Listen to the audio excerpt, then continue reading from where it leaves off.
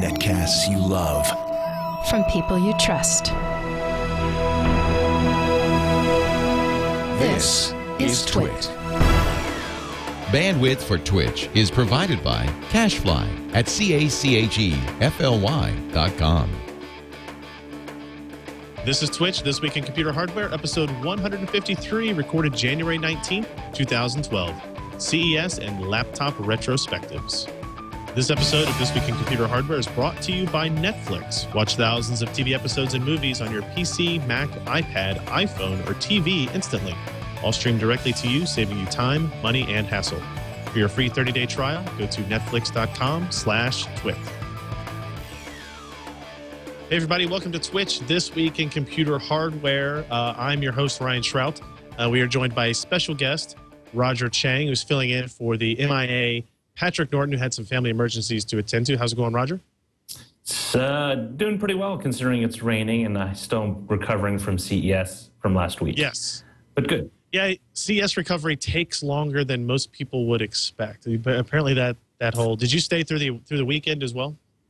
I stayed up until Friday, so I got there on a Sunday, the previous Sunday, and I stayed the entire week till Friday. And I was doing pretty well. I will confess, before I left, I had a bit of a flu. I got over that, got on the plane, spent the entire week there. I think I was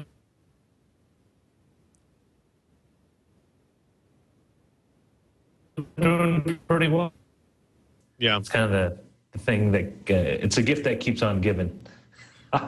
I was also there. I was there Saturday through Thursday, so I had the same kind of mindset as well. But you know, since CES was just last week, Patrick and I did a live show from the show floor there.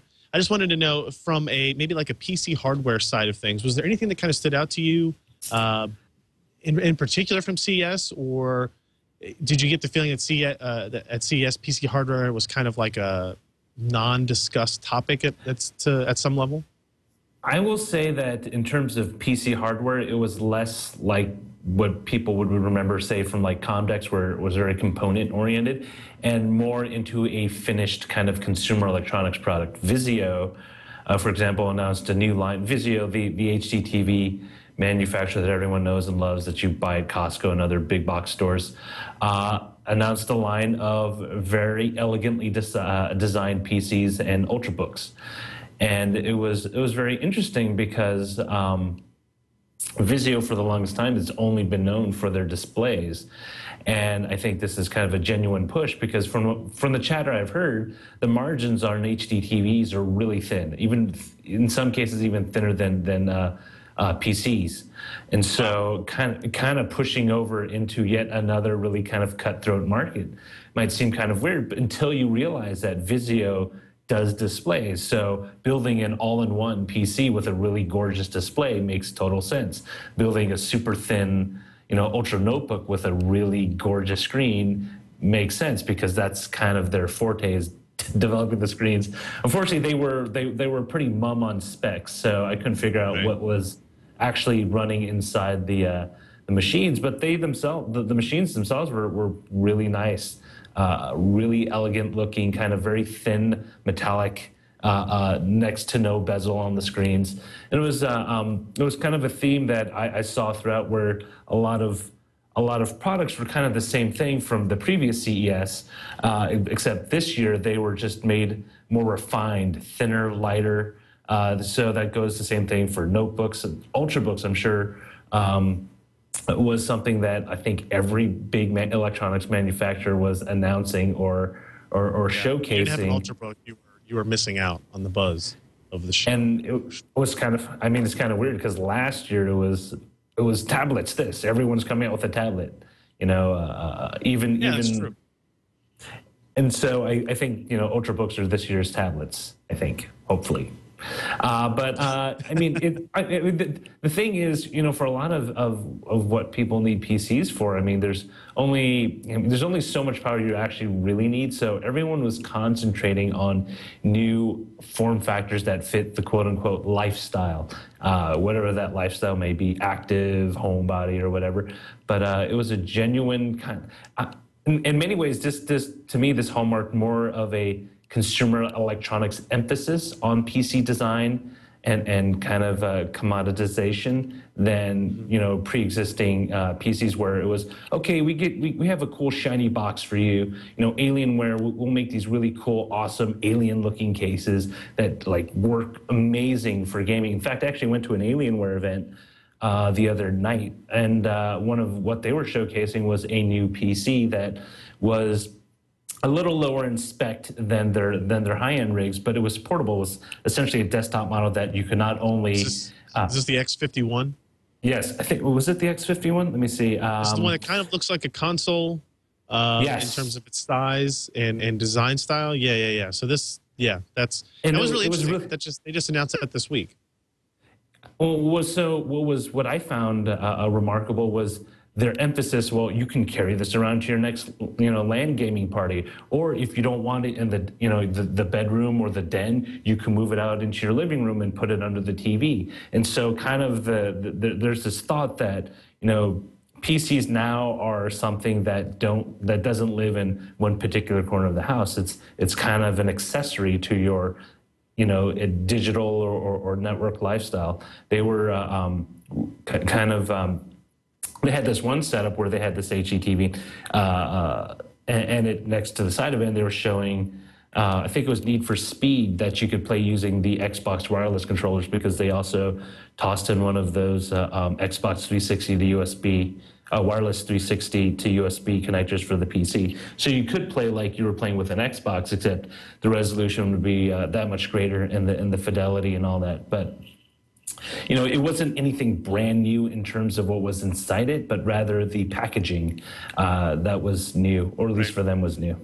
It's kind of interesting from a hardware perspective. That particular system, the X51, is a Sandy Bridge processor and a mini ITX motherboard. So it's and it actually uses a discrete graphics card, but a fairly kind of mid to budget range discrete graphics card. It does have all your standard type of PC components. It's an H61 motherboard, which is a little bit of a lower cost, lower feature set chipset. But they talk about boasting being able to replace the processor, being able to replace the graphics card or the hard drive down the road. And I don't know if maybe you got a little bit more to see what the insides of it actually look like. We just have a single picture posted on our site that kind of shows the interior of it. And it's all, it's cramped in there because you've got a lot of hardware for such a small area.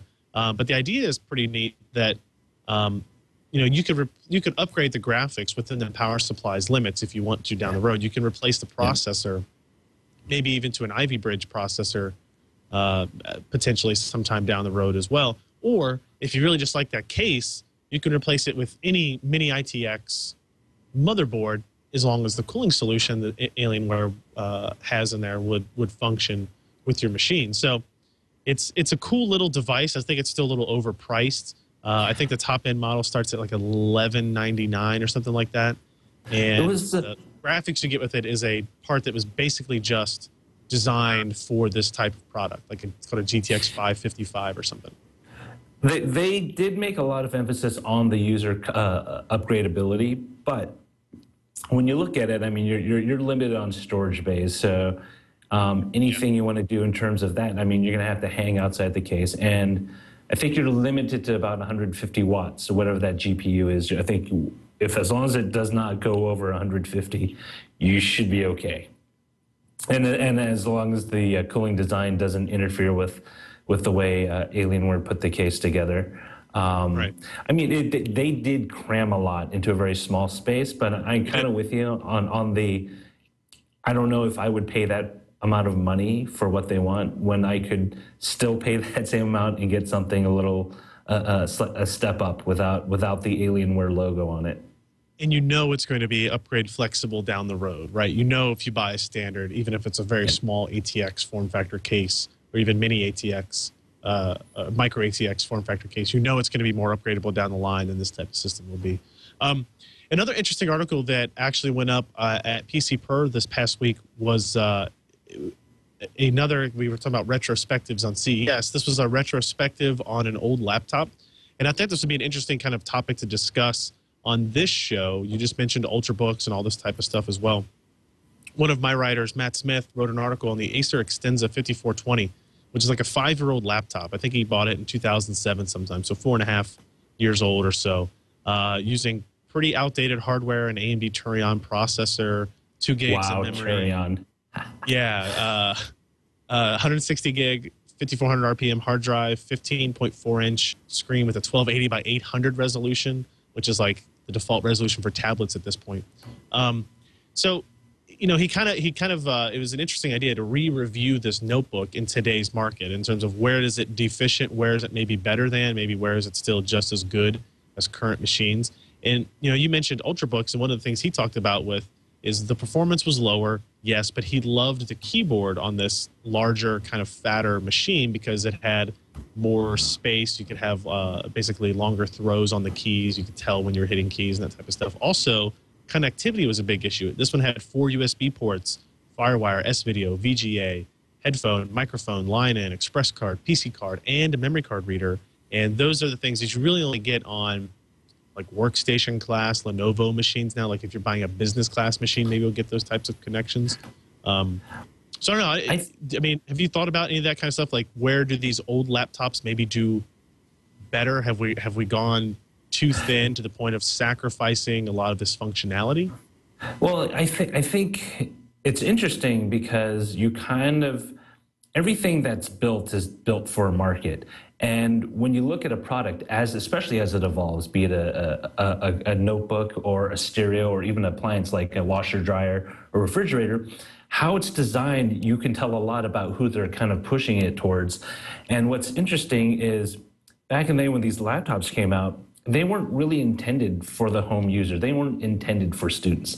They were kind of they were intended for people who could afford something, but more than just say like a super end notebook, but a notebook that could basically support all these variables. For example, the PC card or the PC Express slot.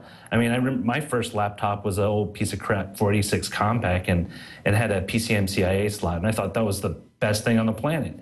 But right. The resolution topped that at 640 by 400, and the only way to go beyond that was to plug in a CRT, and that was like a 14-inch, wonder I bought for like $150. I think what you see is like, for all the ports and stuff, I mean, I think we've come to the point where everything's kind of USB in some way.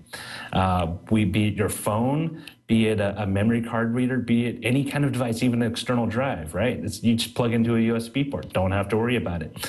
When you have all these ports, you can kind of see at that stage where the industry was in terms of standards and what they had in terms of options for memory. Like if you bought a notebook, if you bought like an Ultrabook right now that had 2 USB ports and they were both USB 3.0, you wouldn't throw up your hands and say, well, I have no expandability options. Well, you can attach an external drive to it and still get relatively decent speed from it. You can plug in a media card reader that supports every media card under the sun into the USB port. You're not going to worry about it. But back then, I mean, you really kind of like, well, I'm going to have CF cards on me. Does this card support CS or compact flash, or SDHC is the new card coming out? Does the laptop support it?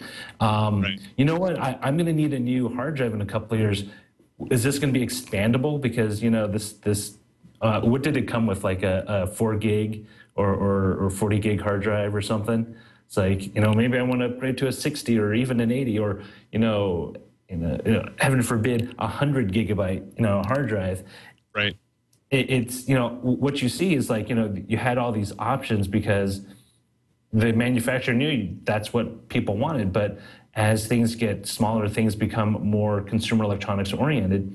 It's like, no, people are just going to toss these in about 2 years and get a new one. They're not going to really want to upgrade the hard drive. They're not going to really want. I mean, if you look at Apple's kind of taken that to heart. If you look at their line of machines, outside of their Mac Pro models, the MacBook I have right now, other than the hard drive and memory, I can't replace the battery easily. You can't really replace the hard drives in the iMacs. I mean, unless you really want to go through the motions and taking off the glass screen and all that. I mean, they're kind of fixed at some point. And I think they understand their market. It's like, well, by the time I upgrade the hard drive, why don't I just get a new computer at the same time? Because it's going to be faster. It's going to have some new gee whiz feature to it. And because external drives connect with USB, I can store everything on that, and it won't be such a hassle moving everything back. So I think it's interesting in so much that the market has definitely changed from when that was created. I mean, the pre-existing, the business, the student, the engineer, and all that are still there. But now you have lifestyle catering where you have the type of materials is important, like the look and feel like it's a car, or the customizability of the chassis. I want it in a different color, or I want it in a lacquer black, so it fits with my persona. Like you mentioned, cars started out purely as function. Now we've moved well past that. So, a company that's glad that we have this kind of replaceability mentality with computer parts and processors, that kind of stuff, is definitely Intel. They announced, there's no real story behind this, but it's just interesting numbers to report on. Intel had their quarter earnings call, as well as their end of year earnings call. They in Q1 apparently, or this past quarter, they had $12.8 billion in revenue, which is with the 64% profit margin, which is huge. And they reported for the full year. This is what I thought was most interesting statistic. For the full year 2011, their revenue was actually increased by $10 billion over 2010. In a year when a lot of companies had been struggling, when a lot of people expected people to be struggling, especially in the tech field, their revenue increased $2 billion, and their profit was up $2.2 billion over that same time period. So they actually made $2.2 billion more in 2011 than they did in 2010. And, they went down into a little bit of detail of which particular markets this was. The only one that had, I would say, not negative growth, but was flatlined were the Atom processors that were in netbooks and that kind of stuff, kind of indicating that bubble had reached its peak and that it was starting to decline. So it's interesting just to think about the struggles of a company like AMD as a processor company, or as a GPU company for that matter, and then see how dramatically different it can be at Intel. I think they said something like Sandy Bridge, the Sandy Bridge architecture, both its desktop and notebook form, were responsible for like 40% of all of the revenue Intel made. And that's an impressive feat for it to occur in a single year. It basically came out last January. Last CES is when Sandy Bridge was launched. So over the course of that 1 year, they've moved 40% of their company's revenue over to that new architecture. That's a very impressive feat from a business standpoint, that they were able to move so much of their business over to this new design so quickly. That was, again, not really anything really to, I guess, discuss or debate on that. It's just, if you want a job, Intel is probably one of the best places you can go look. I should have bought stocks years ago, back when they had that whole, back when AMD was gaining on them. I think, it says a lot that Intel has managed to profit so well from, especially when competitors like AMD are kind of stumbling a bit. I don't know. Maybe they kind of found what Apple was doing, is that you kind of have a built-in obsolescence to these things, where you just like, hey, you know what? Don't worry, 2 years or maybe a year and a half down the road, you're just going to upgrade. If you think about it, I run the same quad-core Q6600 I put together back in the summer of 2007. It works fine. I do my web surfing, I do my media playback, I do my DVR recording on it. Does everything perfect. I don't need to upgrade, but every time I walk by a computer store or I go to Newegg, it's like, oh, I should really build a new machine. I don't really need to, but it would be nice, because then I get all these new awesome features. I get faster speed. I can do all sorts of things. But I would probably spend the same amount of time, probably like 80 to 90% of the time, surfing the web on it. And for that, I could have done with a Core 2 Duo or even something simpler. but there's that kind of built-in, there's that compelling nature that newer is better, newer is faster, newer gives you more choices, more flexibility, freedom, right? You know, it's something that tech companies really need to trade on, because, you know, if people upgraded their computer equipment the same way that people used to upgrade their TVs, which is what, every 7 or 10 years, Yep. most of these companies would be broke. So it's like, you know what? Don't cut back on the amount of stuff you record or the amount of TV shows you save. Just buy a new, larger hard drive. You know, move everything to it. There's really kind of a compelling, you know, reason to kind of have people store, use more, because, you know, you run out of space, you run out of power, you got something else down the road that you can buy. And I mean, any company knows that, you know, your repeat business is where you make your money. You know, you make the one-off sale. Even car dealerships don't really make money off the car. They make money off car servicing. They want you to come back. True. Let's talk about GPUs for a little bit. We had talked about previously on This Week in Computer Hardware the Radeon HD 7970. This is the new highest-end GPU from anybody, but it's obviously the top-end GPU from AMD. It's based on a completely new architecture, the Southern Islands architecture. The reviews for the reference cards actually went up on, let's see, December 22nd. Now, right before CES, or right when CES was starting, we were supposed to get the retail availability of these cards. The 7970s are going to be on sale at Newegg and Fry's and all those, Micro Center, all those typical places. We did a review of an XFX model that uses non-standard cooling. It had overclocked speeds. It was 1,000 megahertz instead of 925 megahertz. Memory was slightly overclocked. Great card in terms of the cooler was, the custom cooler is nicer looking. It's maybe a little bit quieter, maybe a little bit more efficient, not spectacularly so.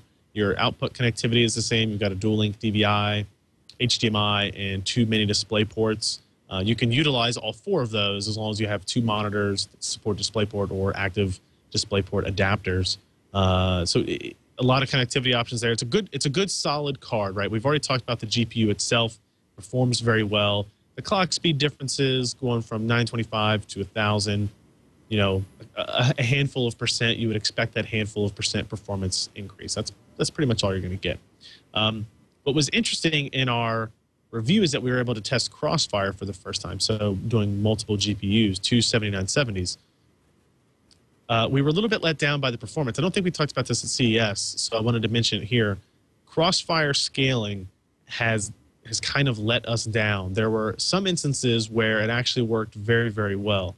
If you look at Dirt 3, if you look at, what other games? Metro 2033, Deus Ex Human Revolution.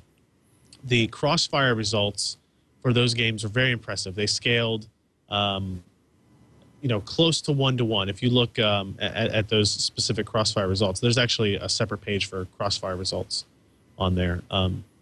The problem is in some games, yeah, so if we go to the Crossfire Dirt 3 page, you'll see that you're seeing jumps, dramatic jumps in Crossfire scaling.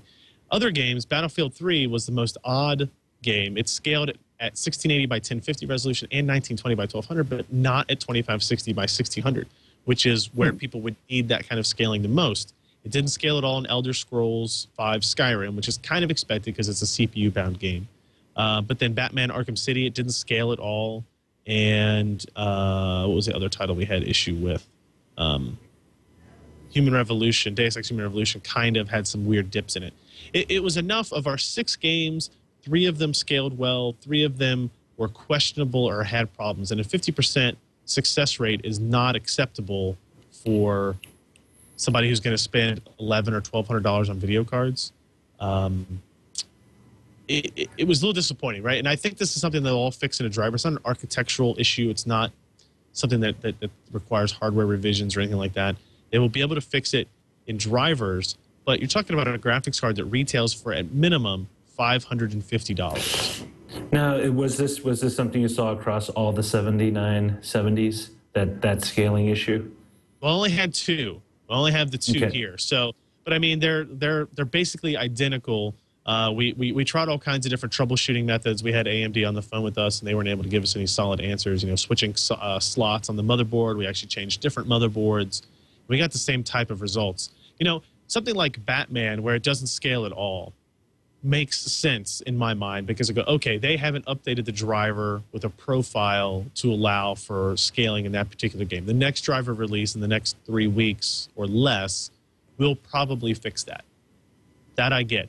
The whole that it didn't scale at 2560 by 1600 on Battlefield 3, that really confuses me, but it did scale at other resolutions. So they have some quirks to work out.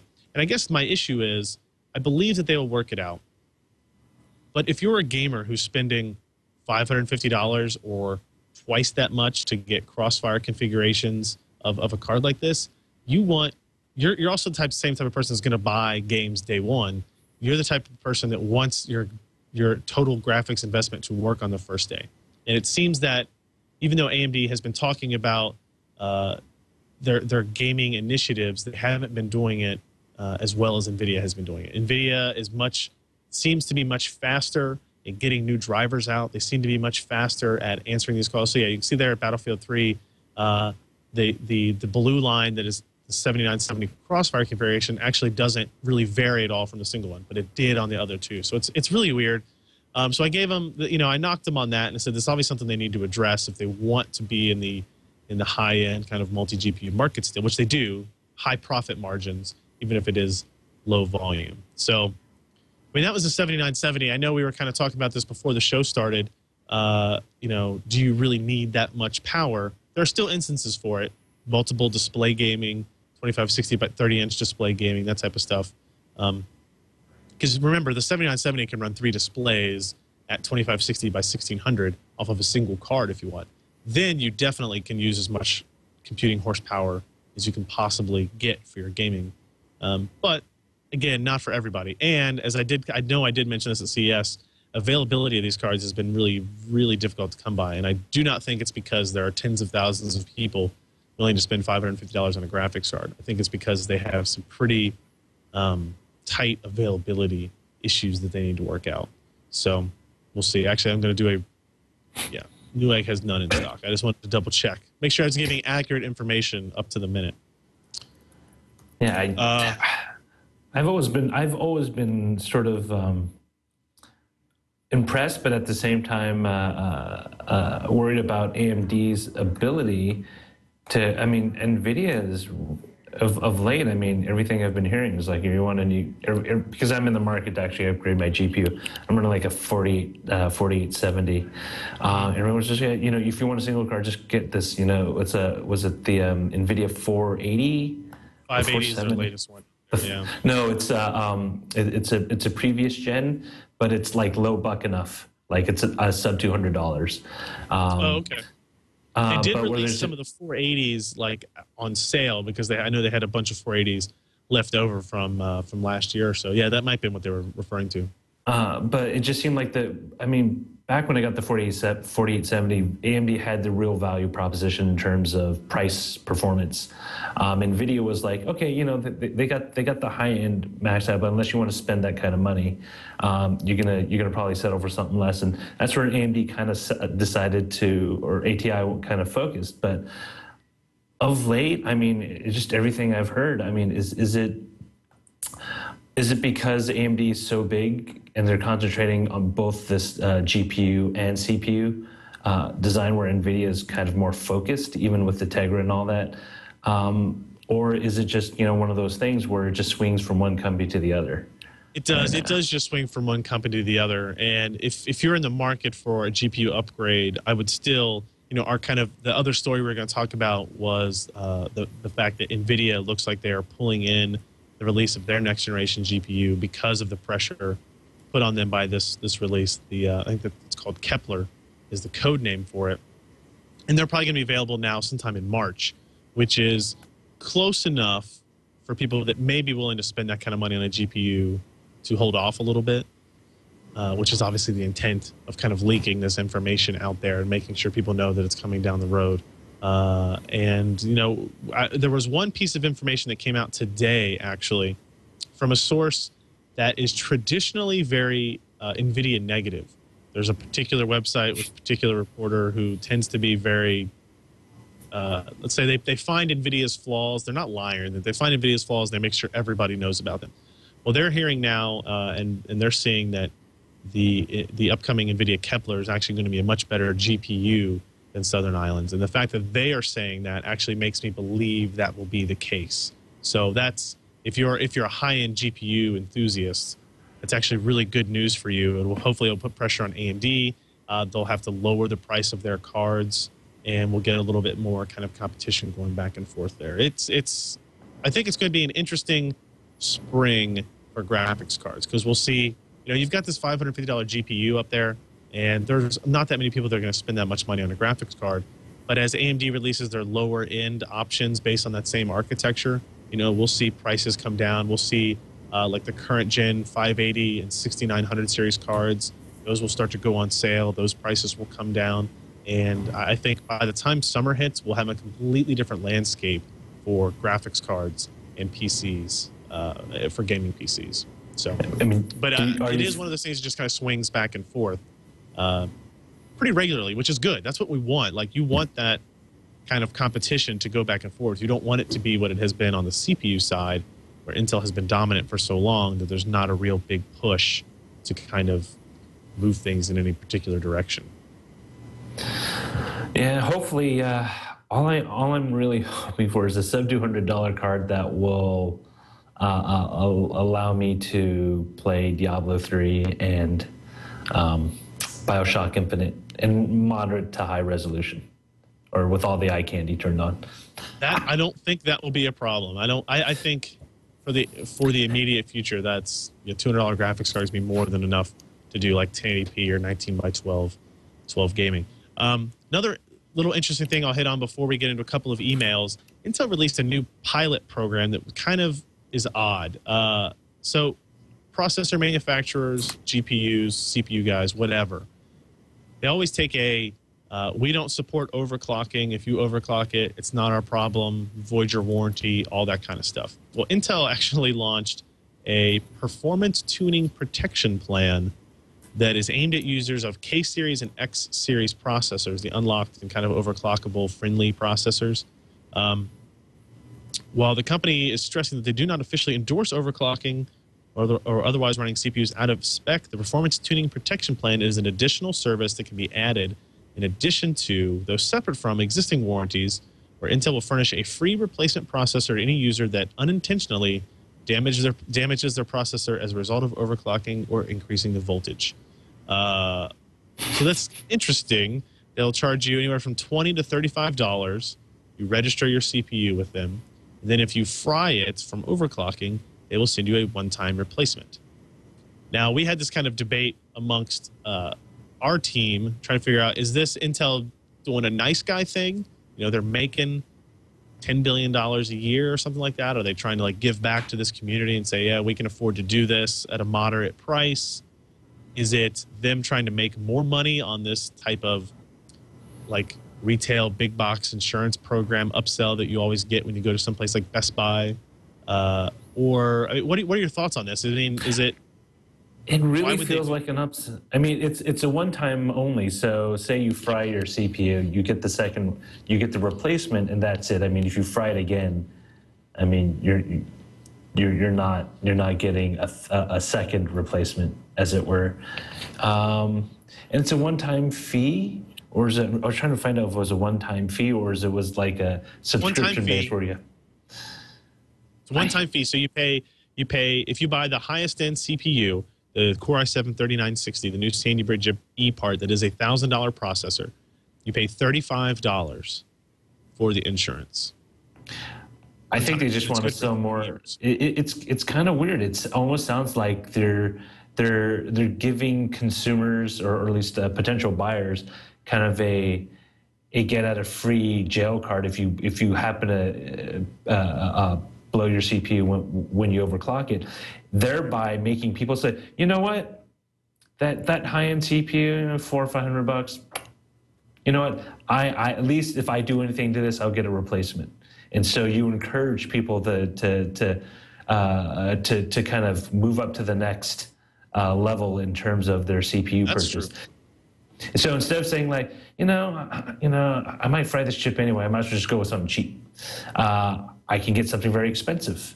And chances are, I'm sure Intel binned enough of these into a decent condition that they probably won't have too many returns, I think, unless they really didn't think this out and, the returns are like 50% or higher. Right. They did say it's a pilot program. I think they're only offering it for like they're expensive CPUs, right? Yeah. It's on the, it goes down to the 2500K, which is only selling for like 230 or something like that, 240. So a mid-range part, I guess I'll call it. But they're only going to offer it for a few months, and they're going to see how the program is. I'm sure that's what they're seeing is like, are we going to lose our ass on this? Well, then we won't do this anymore. But they are starting it, so it's interesting. It's an interesting kind of twist. They are definitely. I think they're definitely testing the waters to see what the reaction is, to see how well it does for them, but more importantly, to see if buyers will embrace it. If it does, it could definitely open doors for them. I mean, back in the 80s, Nintendo made a killing with their little Nintendo repair center thingy, where if your NES was acting up, you bring it over to the store, and there's this little official NES repair outlet or something, and you give them $20 or whatever to check out your machine. I mean, it's great. It's like you're continually getting the person to pay over and over again. Agreed. Who as a company would not like that? Let's take a quick break here before we jump into at least a few emails that we have time for, and thank today's sponsor of the show, our good friends at Netflix. And this is they're a frequent sponsor of the show. They're a frequent sponsor on the Twit Network. If you have not tried out Netflix, you are really missing the boat here, guys. And how many times can we offer you a free 30-day trial by going to netflix.com/twit? That's the URL you've got to go to. Now, the Netflix streaming service is really, really cool. They have thousands of TV episodes and movies. They stream directly to you on all kinds of devices instantly, wherever you need to be, wherever you are, right? So you can stream them through your console, your 360, PlayStation 3, Wii. You can stream them through, of course, your PC or your Mac. They have an iPad app. They have an iPhone app. More and more Android devices are supporting streaming Netflix as well. Not all of them, but quite a bit of them, or quite a few of them are now. I think most of the newer ones are. You can get a Roku box. You can get an Apple TV. A lot of people's DVD players and Blu-ray players and TVs actually have this capability built into it. So you just associate that application on whatever your device is to your account. You can go online and set up all your lists and queues and then access them on that device. It's very cool. You can stream as many movies as you want, as often as you want. You can watch the same thing over and over again, which is great if you have kids. You can watch a different thing every night, which is great if you're like me and you just kind of have insomnia sometimes and you just need to put something on. You're not paying per movie or per show, so you don't have to worry about not finishing the end of that show. And one other great feature of it is that I kind of call it like an instant DVR functionality, kind of a mobile DVR functionality. You can start watching a show at home, say before you go to work. You got to leave, you got to go catch the bus, you got to catch some kind of public transit. Take your phone with you, take your iPad with you. Boom, you can finish watching that on the way to work. You can do that. You can finish watching it when you get to your hotel room if you're out of town for work. There's all kinds of great ways for you to utilize the service. It's really an impressive way to watch media, and I think it really changed the way that you interact with this type of media, right? If you're kind of over the way regular TV tends to work. So, again, that address is netflix.com/twit. You get a free 30-day trial. Be sure to use that URL when you sign up, netflix.com/twit. Helps us out, helps the network out. We really appreciate that. If you're not happy with the service, you can cancel it at any time. We don't think you're going to have that problem. Once you try it out, I think you'll become as addicted to the service as everybody else that tends to use it. So we thank Netflix for their support of This Week in Computer Hardware and hope you enjoy watching instantly with Netflix. So let's get into at least a handful of emails before the episode is over, because I know we didn't do any last week because we were at CES, and they've been kind of piling up. If you want to send us an email, we highly encourage it. We need all of your input, all of your questions, and your feedback. twit.tv. That's TWICH at twit.tv. So let's go in here. And actually, ironically, Roger, if you want to read our first email here from Austin, who is looking for a notebook with a lot of connectivity. So Austin writes, he says, "Hey guys, I'm in the market for a laptop, but I have a few requirements. Number one, I need to have a FireWire port or maybe an Express port with the ability to attach a FireWire card. 2, I would like to use this laptop to play some high-end games at a reasonable level. 3, I would like to keep the laptop under $1,500. 4, I would like to have it at 1080p screen, and 5, 14 or 15-inch screen. I know that FireWire is all but dead, but I use FireWire to connect my PreSonus audio device for recording." So he really wants the FireWire. So that might be the hardest thing to keep, right? I mean, it's. I'm trying to. I was digging around Dell and HP, and actually I have not gotten to Lenovo. I got my dad a Dell laptop 2 years ago that actually had an Express card slot. I tried using a FireWire card with it. Let's just say the performance was less than spectacular, even for FireWire. But I mean, it's one of those things where I've just traditionally, especially for FireWire compatibility, I hate to say, it's not that I hate to say it, but I will admit that's why I lean toward Macs, because, for the longest time, they've always supported at least FireWire 400 in their notebook, or at least in their higher end notebooks, their MacBook Pros. I'm not too sure about PCs because most of them, the ones that do support it, tend to give you the 1394A adapter, which is a little 4-pin one, the little thin one. If your audio devices need juice as well, I'm not sure if you need an extra dongle to power those, especially for under $1,500. That has my gears working. Yeah, it's tough because we're getting into that thing where FireWire specifically is kind of an older connection. It's hit or miss on new motherboards. Most motherboards don't ship with that. I had the same issue you were talking about. We had a MacBook Pro that we used in our workflow for quite a long time that I wanted to upgrade to faster processor model, but that was when they took away the FireWire port, and we had to use the Express card slot for something else, I believe. So they took away both of those, I believe, in like kind of the latest edition of MacBook Pros. So we were stuck with, the older generation machine.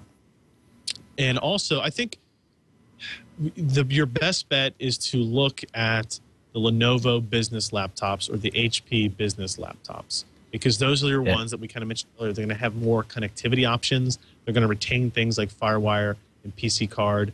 I think you'll be more likely to find one that will have an Express port or an Express card slot that you can put a FireWire adapter into than you will to find FireWire today. Like we actually have. That's what is sitting down here, actually. Here, this is a Dynex brand, so I bought this at Best Buy. And this is a Express card adapter that actually has 2 FireWire ports on it. I don't know if it'll focus on there. And in the middle is actually the power adapter for that exact reason you were mentioning, Roger, where if you have the smaller pin style, sometimes you need power for it as well. This is 1394A and B on this. So I think your best bet is to look for a laptop that has this. The other specifications should be doable. The only thing that might be harder is to get a 1080p screen. Yeah. $15. Yeah. I'm really trying to figure if you can get any of that under $1,500 all together in one package. I think it's doable. The hardest part will be, Express card maybe is quite a bit easier to find. I'm thinking just the high-end games at a reasonable level. Oh, yeah. You're talking about for the discrete GPU. Yeah. Yeah. I still think you'll be able to. I think look at the Asus laptops. MSI actually has some that aren't real popular or well known yet, but they are known for having better discrete GPUs in them. And if you could find one that has a 1080p screen and an Express card slot for a device like this, you should be okay. But I think Roger's right. We'll kind of be on the edge of that $1,500 limit. Let's see. Let's take an email here from a Cornered Canuck Dad about system stuttering. It says, hi, guys. I know Christmas is coming up fast. Well, hope we weren't way too late for this email. I've recently upgraded the majority of my system, 2600K, Asus Z68 motherboard, 8 gigs of memory, and a Corsair 120 gig SSD. Budget and need at the time, I held off on upgrading my video card, which is a Sapphire 5750. Been happy with it so far, except now. I'm not sure if it's jealous. I'm not sure if it's a Z68 Virtue software, but he says he's getting some, it keeps hanging and restarting. I've removed the drivers, reinstalled drivers, updated the BIOS, changed the Virtue software. It still gets twitchy and strangely on the stupid routine websites or reading email or the occasional flash game for the kids, not during gaming sessions. Now my son will be getting Skyrim for Christmas on a 24-inch 1080p monitor. Will the 5750 be playable? Intended to upgrade to a 6850. And then, yeah, there's two issues, I guess, is what he's asking about here. Is the 5750 going to be playable for Skyrim? Chances are he already knows the answer to this, but to anybody else that may be figuring that out, it will be playable at 1080p, but not at the top quality settings. The 6850 won't be a problem. If you get a 6850, you'll be able to play Skyrim at its top quality settings without a hitch. You know, the biggest kind of, we use Skyrim in our GPU testing here at PC Perspective, and the CPU seems to be a bottleneck in some particular instances more so than the GPU, because the game tries to do so much in terms of drawing and artificial intelligence, and everything is supposed to be real and interacting with all this kind of stuff, that the CPU has a lot of that bottleneck, or a lot of that overhead rather on it, rather than the GPU. So he says, no pressure or anything, but my son's Skyrim depends on it. As for the stuttering, it's really weird. He's saying he's getting twitchy and hanging and restarting while doing flash routine websites and reading email and stuff, but not during gaming sessions. That is fairly odd. That actually leads me to believe that maybe you were having issues with your SSD, with your storage solution. Did you have AHCI enabled when you install Windows on it? Are you maybe at capacity on the SSD that could also cause some of those potential issues? I'm wondering if he did any updates prior. I mean, like when he got it, was it working fine, or was it out of the gate kind of twitchy?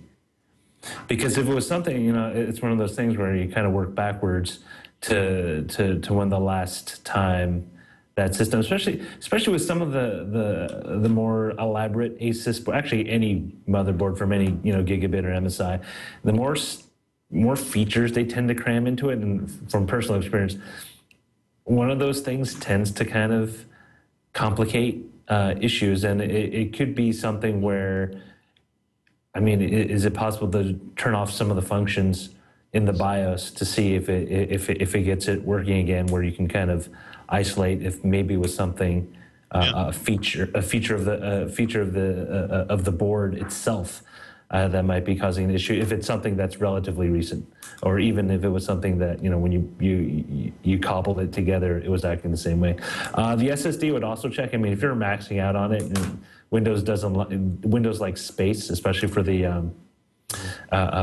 swap disk. So, I mean, I'd look at that. Updated the BIOS. See, I'm wondering if maybe he had to go back the other way on the BIOS. Because occasionally, if you update to the latest BIOS, I've had this happen on one occasion with an Asus board where it actually freaked out, and I actually had to downgrade it. I don't remember if I could downgrade it, but I remember everything got flaky with the BIOS update. Reinstalled the drivers, removed the drivers, and so on. Have you retried reinstalling Windows? I know that sounds kind of a last resort, but hey, sometimes you gotta do that. I think, honestly, to me, it sounds unfortunately like maybe it could be an SSD issue. I don't think he mentioned the specific model of SSD he was using. Oh, he had the Corsair 3 120. Yeah, I don't know what a Corsair 3 is. Yeah, I don't know which. Force 3? I don't know if they have a Force 3. I think they do. In which case, I would be a SandForce driver. I would check that first. I would maybe see if clearing out space will help on that. for the SSD and go from there.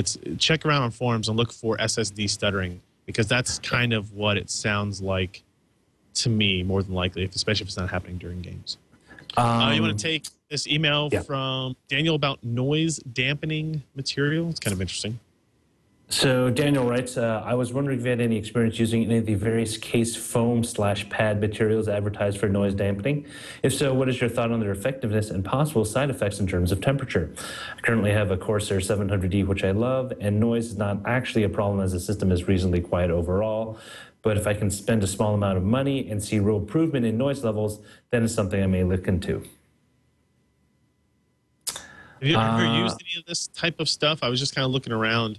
On Newegg, they have some Silverstone silent foam dampening acoustic material. It's kind of expensive. You get two 21 by 15-inch pieces for about $20. I've used auto insulation for car stereo installations. You know, that kind of material they usually use pad out your car with, so when you get like a new bass or whatever, your whole car doesn't rattle. Right. I have good luck with that, but one of the side effects I've noticed is it kind of turns it into a bit of a thermos. It gets hotter than normal depending on how much you use.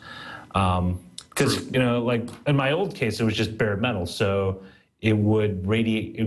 It would conduct the heat away. But once you start adding that little bit in over places, and you don't have good ventilation, you can get pretty toasty inside.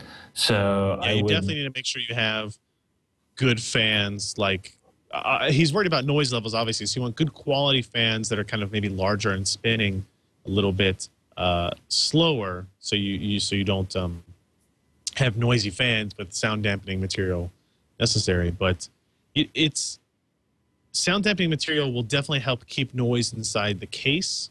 But if your fans are loud, that's I mean, there's no point in putting sound dampening material. One thing sound dampening material can do is help with any kind of vibrations. It adds a little bit of weight to side panels. It can add weight to any of the kind of the doors or sliding mechanisms on it that will remove a lot of that, some of that vibration thing. One of the best places I think to go for this type of stuff is Frozen CPU. If you go to frozencpu.com, they have a whole section on sound dampening, looking at computer fan silencers, hard drive silencers, case silencing with Acoustipack, Lian Li. They have all kinds of different brands of this stuff. It's not particularly cheap. You're going to pay a little bit, and you're going to have to buy larger layers that you then cut out to fit your particular case. Yeah, Frozen CPU has a lot of that good kind of stuff. You know, you're looking at a 3-layer sheet of Acoustipack Professional series, like $22 in stock, but you're going to have to cut it to make it fit. You know, some cases from Antec, I know, is one of the big proponents of this, is they have sound dampening material already built in to their cases. At CES, Corsair announced the 550D case that has sound dampening material already installed on the internals of it as well. It's definitely helpful, and kind of like Roger was saying, it's a very similar idea as that you would put on on the inside of a car as well. So it's interesting stuff. It's one of those kind of things that I think maybe people should upgrade on their system or look to add to their system that you might not otherwise think of, because having a quiet system, even if you think your system's already quiet now, can definitely kind of change the way you look at your gaming PC. So definitely, it's definitely an improvement. Yeah. Let's see. Let me pick out one more of these emails. Email from Gavin about. Go ahead. Oh, I just wanted to quickly add to the Canadian dad who's having drive or not PC or computer issues. What you were saying about the SSD. If it is a SandForce drive, make sure Corsair doesn't have a firmware update for it. There were some issues with some SandForce controllers over time. It wasn't immediately apparent, but after use, it would start to crop up where you would have mysterious drive issues with it, and that could very well be what he was experiencing. All right, let's do one more email from Gavin about a Windows home server build. He says he's planning on building his first home server with 2 terabyte green hard drive, a Core i3 processor, Z68 chipset, 4 gigs of memory, running Windows Home Server 2011 from Microsoft. It'll mostly be used for video streaming and backups, as well as cloud backup, Carbonite. The problem is I can't pick between mini ITX or full ATX. Mini ITX should be more power efficient, but the power supplies look cheap, and I've never had good experience with a cheap PSU. Should I just get a full ATX with a reliable power supply, or is there decent power supply options available for mini ITX cases? Love the show, and thanks for the advice. My immediate question to Gavin is, where is this server going to live? If it's somewhere where it's going to be out of the way and you can afford to have a larger case, I would probably be more tempted to just get a full size, or not full size, but a case that can take a full size power supply. However, if you need it to be very inconspicuous and small, I mean, there are a couple of. I mean, Robert just recently built a home theater PC, which is not unlike what Gavin might want, using a mini ITX case board. And I'm trying to remember, I think it was a Silverstone case. They make some good ones. I think we have the Silverstone Sugo SG05. That might have been what he used. And it kind of comes with the power supply already in it, a 450 watt, 80 plus bronze certified. Silverstone is known to make high quality power supplies themselves. I'm sure it's their own power supply in here. So the case combo with the power supply would be useful for that. This is a mini ITX. It's a little bit on the steep side, $120 for the case power supply combo, depending on what you're going for. One thing I will tell him is, from a power efficiency standpoint, it's not really going to matter. The processors are going to be the same, right, on either mini ITX or full ATX motherboards, and that's the biggest kind of power draw out there. So the CPU, when it's in idle, will use just as little power on the full ATX board as it will on the mini ITX board. So I agree with Roger. If you have the space, it's kind of just easier, and it gives you more options if you use kind of a regular ATX motherboard. You'll have more room to install additional hard drives down the road, too, if you need to expand that past your initial single 2 terabyte drive. You know, the Silverstone Sugo SG05 that I mentioned only has one internal 2.5 inch drive, one internal 3.5 inch drive, so you're kind of limited in terms of your expandability there. But if you're going to have to look at it every day, maybe you want it to be something smaller, and you can afford to go with the smaller system there. I don't think you have to worry about the power supplies necessarily. If you buy it from kind of a reputable manufacturer, I think we're past the days of buying the no-name power supplies with the cheap, generic, beige computer cases, thank goodness. Yeah. Although beware of buying the really super cheap cases, because they still give you the dollar bin power supplies that might go out when you turn on the lights in your house. I say that because one of my coworker recently experienced a bad power supply, and she got it with her like $70 case. So I mean, it's definitely better to spend a little bit more to get something more reputable from a supplier with a known reputation than to just kind of like, yeah, that looks good. You know, it's only $50. Right. You know, it's especially if it's a server, you definitely want to ensure that your power supply is not the first thing to go, because you know you could probably live with a broken motherboard, but if you have really, really important data on those drives, you don't want that to fry or freeze up or whatever, because it's, I mean, in this day and age, I think people are going to agree that data is always more important than the hardware that it sits on. Absolutely, absolutely. If you're using this as a backup machine, take that seriously. So we're gonna end the show there. Roger, thanks a lot for joining us. It was great for you to fill. I enjoy having you on here. And where can people find you? So if you want to find me, I'm on Twitter at Jolly Roger. I'm also the producer for Techzilla, which Patrick is the co-host of. And you can find that at techzilla.com, at revision3.com/Techzilla. I think you have probably one of the better non-exact name Twitter handles of anybody I've ever seen. So congrats on that. Yeah, when someone offered me it's like, oh, you should get on Twitter. It's like, okay, what does everyone have? Like, oh, crap, I'll take this instead. Yeah, no, I really lucked out. Unfortunately, there's also a bar in Portland that has the same name. So every time people go out carousing, they tweet, meet up at Jolly Roger. It's like, no, you're not meeting up at my house. No. Yeah, please don't. No, don't do that. You can find me, of course, at PC Perspective, PCPer.com, or my Twitter handle is just my name, Ryan Shrout. You can follow me there. So that's going to be it for this week. We will see you next week for another edition of This Week Computer Hardware. Thanks for listening. Bye.